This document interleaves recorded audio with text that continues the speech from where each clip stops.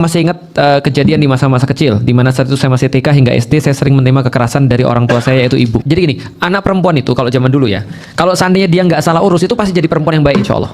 Gitu kan ya. Tapi kalau misalnya sudah jadi ibu yang salah, itu berarti kan salah urus di zaman dulu. Iya, iya. Oke, paling parahnya itu saat saya kelas 1 SD.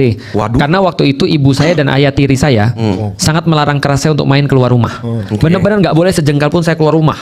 Dan harus tetap berada di kamar saya, dipingit nih. Bahkan ikut rekreasi sekolah pada saat itu tidak boleh.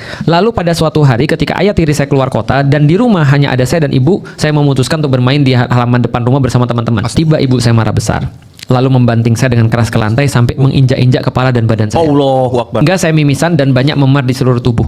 Lalu ada tetangga yang datang, seorang ibu-ibu, tapi parahnya orang itu nggak bantuin saya yang hampir mati. Itu satu-satunya kejadian yang sampai saat ini membekas sekali di ingatan saya daripada kekerasan yang lainnya yang pernah ibu berikan. Jadi udah traumatis ya.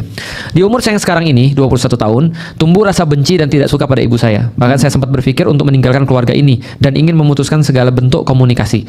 Gak enak banget ngerasain perasaan ini, sedih, kesel, marah terhadap ibu saya. Walaupun sekarang ibu saya tidak pernah kasar lagi, tapi tetap saja ingatan masa-masa itu masih terekam jelas. Itu inget banget pasti.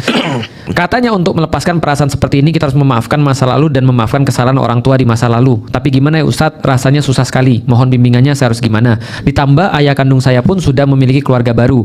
Dan saya lihat keluarga ayah kandung saya begitu harmonis, aku udah tebak. Terkadang saya bertanya-tanya kenapa saya dilahirkan kalau pada akhirnya harus diperlakukan seperti ini. Terima kasih sebelumnya. Wassalamualaikum. Bisa nebak ini kenapa? Kenapa? Ibunya itu merasa anaknya itu adalah apa ya, semacam bukan hanya beban, tapi bukan hanya kesalahan, tapi pengingat atas sebuah luka, anak sial. Iya.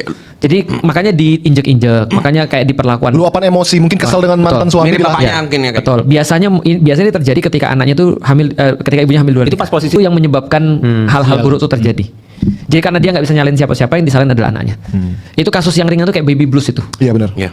Itu kasus yang ringan, kasus yang berat bisa jadi kayak gini. Dan aku pernah lihat ada orang-orang kayak gitu serius. Kalau belajar dari Nabi Yusuf di dalam surat Yusuf, Nabi Yusuf itu sudah memaafkan saudaranya iya, tapi Nabi Yusuf juga membuat sebuah dalam tanda kutip ya rencana untuk ngasih tahu bahwa dia itu nggak suka. Oh. Jadi memaafkan tapi tidak melupakan. betul, Memberikan artinya pelajaran. memberikan pelajaran. Jadi maksudnya kalau dalam kasus ini Sandra juga boleh ngubungin orang tuanya untuk ngobrol sama orang tuanya, ya aku nggak suka digituin. Karena sekarang dia udah punya power kan, 21 tahun kan, Iya. dan orang tuanya mungkin sudah nggak gitu, tapi dia perlu ngomong, ibu aku maafin tapi aku cuma mau, aku nggak suka.